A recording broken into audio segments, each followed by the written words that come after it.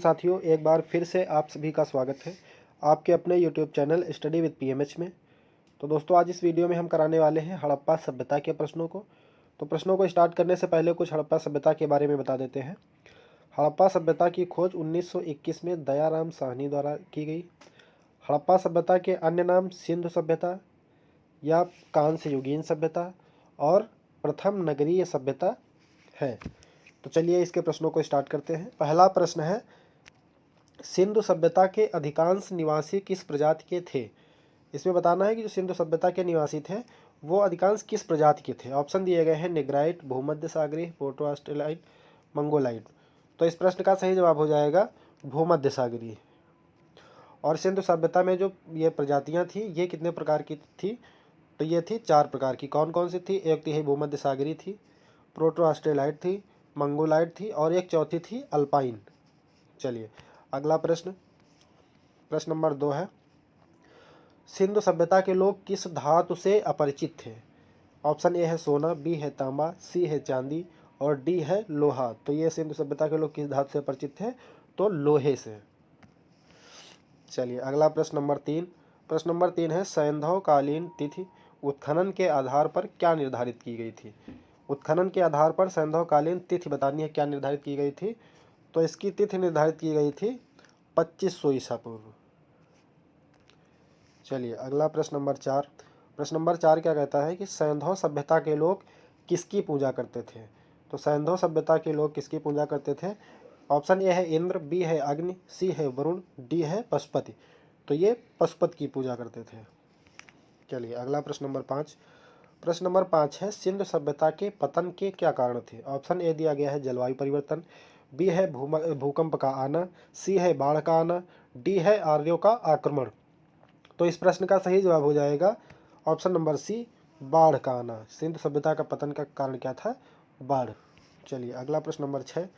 प्रश्न नंबर 6 है, सैंधव सभ्यता स्वरूप में थी, सैंधव सभ्यता किस स्वरूप में थी? ऑप्शन ए दिया गया है नगरीय सभ्यता, बी है ग्रामीण सभ्यता, सी है कृषि प्रधान, डी उपरोक्त में कोई नहीं। तो इस प्रश्न का सही जवाब हो जाएगा ऑप्शन नंबर ए, ये नगरीय सभ्यता थी। कैसी सभ्यता थी? तो नगरीय सभ्यता थी। इसे प्रथम नगरीय सभ्यता के नाम से भी जाना जाता है। चलिए अगला प्रश्न है, सैंधव सभ्यता का ज्ञान हुआ, सैंधव सभ्यता का ज्ञान किससे हुआ? ऑप्शन ए अभिलेख से, बी है साहित्य से, सी है उत्खनन से, डी है सिक्कों से। तो किससे हुआ? ऑप्शन नंबर इसका सी सही हो जाएगा, उत्खनन से। चलिए अगला प्रश्न नंबर 8। प्रश्न नंबर 8 क्या कहता है कि सिंधु घाटी सभ्यता में मोहनजोदड़ो का प्रमुख सार्वजनिक स्थल कौन सा है? ऑप्शन ए अन्नागर, बी है स्नानागार, सी गोदीवाड़ा और डी है नगर दुर्ग। तो इस प्रश्न का सही जवाब हो जाएगा ऑप्शन नंबर बी, स्नानागार। चलिए प्रश्न नंबर 9। प्रश्न नंबर 9 कहता है कि सिंधु घाटी सभ्यता थी, सिंधु घाटी सभ्यता थी। ऑप्शन ए है पितृ प्रधान, बी है माता पिता के समान अधिकार, सी है मातृ प्रधान, डी है पुरोहित प्रधान। तो इस प्रश्न का सही जवाब हो जाएगा ऑप्शन नंबर सी, मातृ प्रधान। सिंधु सभ्यता कैसी थी? तो मातृ प्रधान सभ्यता थी। चलिए अगला प्रश्न नंबर 10। प्रश्न नंबर 10 में कहता है कि सैंधव सभ्यता का एक स्थल लोथल किस राज्य में स्थित है? तो ये किस राज्य में स्थित है लोथल? तो गुजरात में। ऑप्शन नंबर 20 का सही हो जाएगा। चलिए अगला प्रश्न है, निम्नलिखित में कौन पुरातत्वविद मोहनजोदड़ो के उत्खनन से संबंधित है? इस प्रश्न में ये बताना है। ऑप्शन दिया गया है आर.डी. बनर्जी, बी है एस.आर. राव, सी है जॉन मार्शल और डी है के.एन. दीक्षित। तो इस प्रश्न का सही जवाब हो जाएगा option number A, RD. Banerjee. चलिए प्रश्न नंबर 12 है, सैंधव सभ्यता का निम्नलिखित में से किससे व्यापारिक संबंध था? इसमें यह बताना है कि सैंधव सभ्यता का किससे व्यापारिक संबंध था। ऑप्शन ए है सुमेर, बी है ईरान, सी है बहरीन और डी है ये सभी। तो इस प्रश्न का सही जवाब हो जाएगा ऑप्शन नंबर डी, ये सभी। यानी कि सैंधव सभ्यता का व्यापारिक संबंध इन सभी से था। किससे? सुमेर से भी था, बहरीन से भी था और ईरान से भी था। चलिए अगला प्रश्न नंबर 13।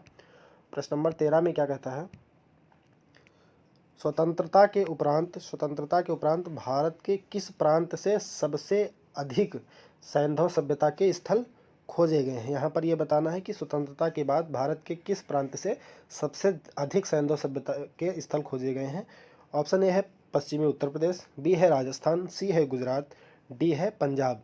तो इस प्रश्न का सही जवाब हो जाएगा option number C, Gujarat. Gujarat से सबसे ज़्यादा स्थल खोजे गए हैं सिंधु सभ्यता के, वो भी कब? स्वतंत्रता के बाद।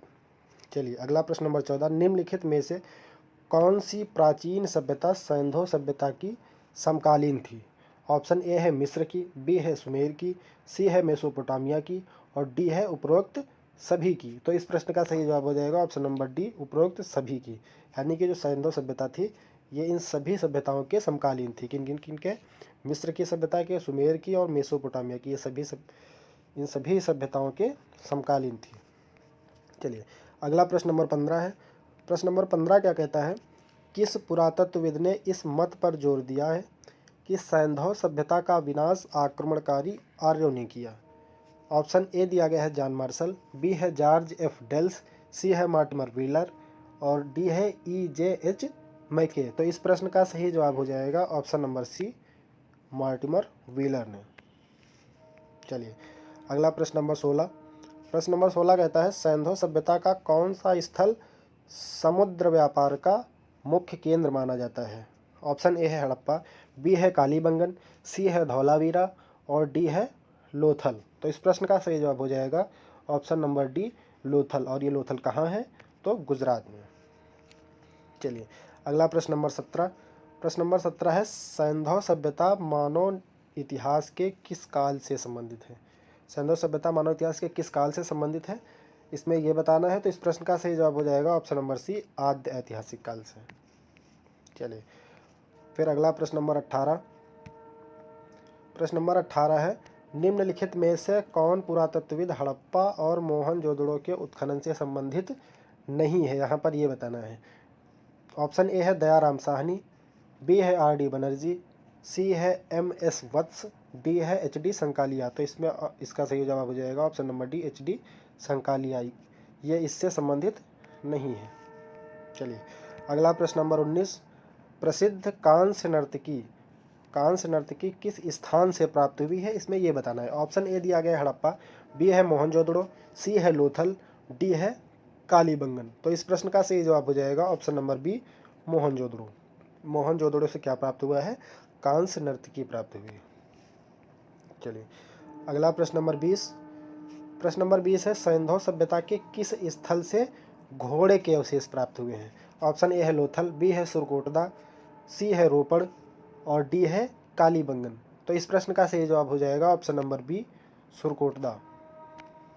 चलिए अगला प्रश्न नंबर 21 आता है। प्रश्न नंबर 21 क्या है कि सिंधु घाटी सभ्यता के बारे में एक सही कथन बताइए। यानी कि कथन जो दिए गए हैं उसमें से सिंधु घाटी सभ्यता के बारे में एक कथन कौन सा सत्य है वो बताना है। तो इसके कथन कौन कौन से हैं? कथन इसके दिए गए हैं, यहाँ शहरी जीवन था, यहाँ क्या था? शहरी जीवन था। बी है ऑप्शन विदेशी व्यापार उन्नति पर था, सी है मातृ देवी की पूजा प्रचलित थी, डी है उपरोक्त सभी कथन सत्य हैं। तो इस प्रश्न का सही जवाब हो जाएगा ऑप्शन नंबर डी, उपरोक्त सभी कथन सत्य हैं। किसके बारे में? सिंधु घाटी सभ्यता के बारे में। तो यहाँ ये शहरी जीवन भी था, विदेशी व्यापार उन्नत पर भी था और मातृ देवी की पूजा प्रचलित थी। चलिए अगला प्रश्न नंबर 22। प्रश्न नंबर 22 क्या है? मोहनजोदड़ो कहाँ पर स्थित है? यानी कि मोहनजोदड़ो कहाँ पर है, इसमें ये बताना है। तो इस प्रश्न का सही जवाब हो जाएगा ऑप्शन नंबर डी, सिंध में। चलिए अगला प्रश्न नंबर 23 आता है। प्रश्न नंबर 23 में है सिंधु घाटी सभ्यता के लोग। सिंधु घाटी के सभ्यता के लोग, ऑप्शन ए दिया गया है सुमेरिया के साथ व्यापारिक संबंध रखते थे, बी है ताम्र सिक्के का प्रयोग करते थे, सी है किसी धर्म का अनुसरण नहीं करते थे, डी है दास प्रथा अपनाते थे। तो इस प्रश्न का सही जवाब हो जाएगा ऑप्शन नंबर ए, सुमेरिया के साथ व्यापारिक संबंध रखते थे। सिंधु घाटी सभ्यता के लोग सुमेरिया के साथ क्या रखते थे? व्यापारिक संबंध रखते थे। चलिए अगला प्रश्न नंबर 24।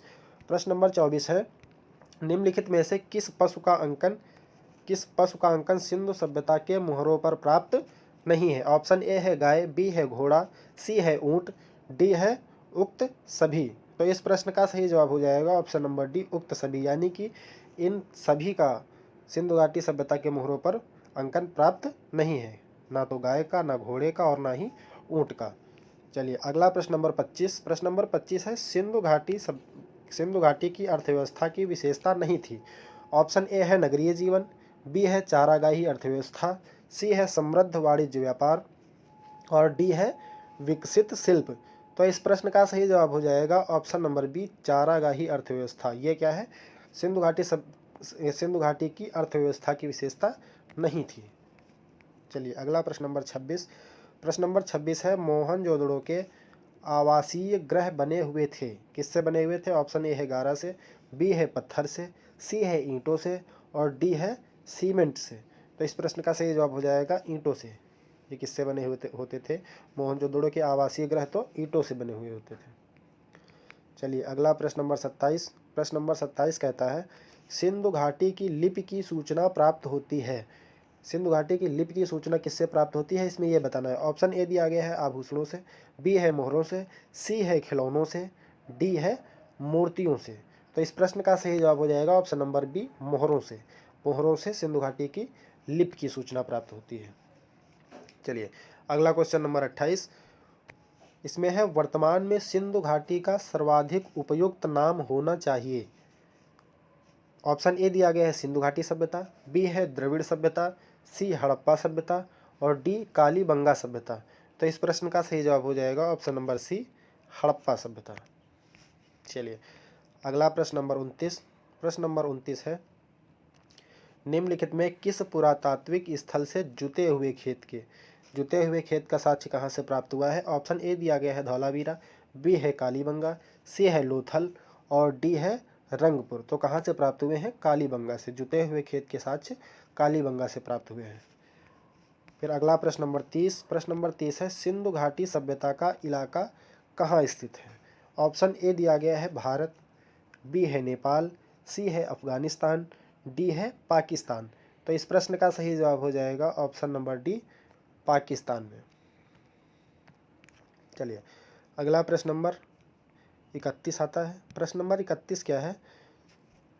सिंधु लिपि को बाएं से दाएं पढ़ने और उसे तमिल भाषा में परिवर्तित करने वाले विद्वान थे। सिंधु लिपि को बाएं से दाएं पढ़ने और उसे तमिल भाषा में परिवर्तित करने वाले विद्वान का नाम बताना है। तो इसके ऑप्शन कौन कौन से हैं? ऑप्शन ए है रेवरेंड हैरस, बी है बैडल, सी है जी.आर. हंटर और डी है डेविड डिरिंगर। तो इस प्रश्न का सही जवाब हो जाएगा ऑप्शन नंबर ए, ये रेवरेंड हैरस। चलिए अगला प्रश्न नंबर 32। प्रश्न नंबर 32 क्या है? सिंधु व सुमेरियन सभ्यता के समान है। ए अन्न भंडार प्रणाली, बी है आवास, सी है बैल चित्रांकन, डी है जल निकास व्यवस्था। तो इस प्रश्न का सही जवाब हो जाएगा ऑप्शन नंबर ए, अन्न भंडार प्रणाली। ये किसके समान है? सिंधु व सुमेरियन सभ्यता में ये समानता है, अन्न भंडार प्रणाली। चलिए अगला प्रश्न नंबर 33। वर्तमान भारतीय जीवन का वह क्षेत्र जो आज भी सिंधु सभ्यता के प्रेरणा ले रहा है। यानी कि वर्तमान भारतीय जीवन का वह क्षेत्र बताना है जो आज भी सिंधु सभ्यता से प्रेरणा ले रहा है। ऑप्शन ए दिया गया है काष्ठ कला, बी है मूर्ति कला, सी है नगर जीवन और डी है धर्म। तो इस प्रश्न का सही जवाब हो जाएगा ऑप्शन नंबर डी, धर्म। चलिए अगला प्रश्न नंबर 34। सैंधव सभ्यता में युगल समाधान के साक्ष्य किस स्थल से प्राप्त हुए हैं? ऑप्शन ए है आलमगीरपुर, बी है बनावली, सी है लोथल, डी है कालीबंगा। तो इस प्रश्न का सही जवाब हो जाएगा ऑप्शन नंबर सी, लोथल से। यानी कि युगल समाधान के साक्ष्य कहाँ से प्राप्त हुए हैं? तो लोथल से। चलिए अगला प्रश्न नंबर 35। सैंधव सभ्यता में निम्न में से किस वस्त्र के उल्लेख मिले हैं? ऑप्शन ए है सूती, बी है रेशमी, सी है साटिका और डी है दुकुल। तो इस प्रश्न का सही जवाब हो जाएगा ऑप्शन नंबर ए, सूती वस्त्र के। चलिए अगला प्रश्न नंबर 36। प्रश्न नंबर 36 है लोथल स्थित है। लोथल कहाँ पर स्थित है ये बताना है। ऑप्शन ए है बलूचिस्तान में, बी है सिंधु के मुहाने पर, सी है खंबात की खाड़ी में और डी है कच्छ के रन में। तो इस प्रश्न का सही जवाब हो जाएगा खंबात की खाड़ी में। लोथल कहाँ है? खंबात की खाड़ी में। और राज्य पूछे तो गुजरात। चलिए अगला प्रश्न नंबर 37। प्रश्न नंबर 37 है, मोहनजोदड़ो की इमारतें नगर के किस भाग में स्थित थी? मोहनजोदड़ो की इमारतें नगर के किस भाग में स्थित थी, इसमें ये बताना है। ऑप्शन ए दिया गया है संपूर्ण क्षेत्र में नियोजित ढंग से फैली थी, बी दिया गया है एक जगह केंद्रित थी, सी है अव्यवस्थित थी, और डी ऑप्शन दिया गया है उक्त में कोई नहीं। तो इस प्रश्न का सही जवाब हो जाएगा ऑप्शन नंबर ए, संपूर्ण क्षेत्र में नियोजित ढंग से फैली थी। चलिए अगला प्रश्न है 38 नंबर, प्रसिद्ध पशुपति मोहर कहाँ से मिली है? ऑप्शन ए है हड़प्पा से, बी है लोथल से, सी है मोहनजोदड़ो से, और डी है रंगपुर से। तो इस प्रश्न का सही जवाब हो जाएगा ऑप्शन नंबर सी, मोहनजोदड़ो से। मोहनजोदड़ो से क्या मिला है? प्रसिद्ध पशुपति मोहर मिली है यहाँ से। चलिए उसके बाद में फिर अगला प्रश्न नंबर 39 आता है। प्रश्न नंबर 39 क्या है? हड़प्पा कालीन व्यापार होता था। हड़प्पा कालीन व्यापार कहाँ से होता था? ऑप्शन ए है ईरान से, बी है इराक से, और तीसरा दिया गया ऑप्शन जो वो रोम से, यानी कि इराक से होता था, ईरान से होता था और रोम से होता था। इसमें दिए गए हैं कूट। तो इस प्रश्न का सही जवाब क्या हो जाएगा? ऑप्शन नंबर ए, यानी कि 1, 2, यानी कि कहाँ कहाँ से व्यापार होता था? ईरान से होता था, इराक से होता था और रोम से नहीं होता था। चलिए अगला प्रश्न नंबर 40 और इस वीडियो का अंतिम प्रश्न है, हड़प्पा ईंटों के नाप का अनुपात है, यानी कि हड़प्पा की जो ईंटें होती थी उनमें नाप का क्या अनुपात होता था, इसमें ये बताना है। तो इस प्रश्न का सही जवाब हो जाएगा ऑप्शन नंबर सी, 1:2:4 का अनुपात होता था ईंटों में। तो इस वीडियो में 40 प्रश्न थे, अभी इसके कुछ प्रश्न बाकी हैं, वो हम अगले पार्ट में कराएंगे। पार्ट 2 इसका 2 भी आएगा, हो सकता है पार्ट 3 भी आए।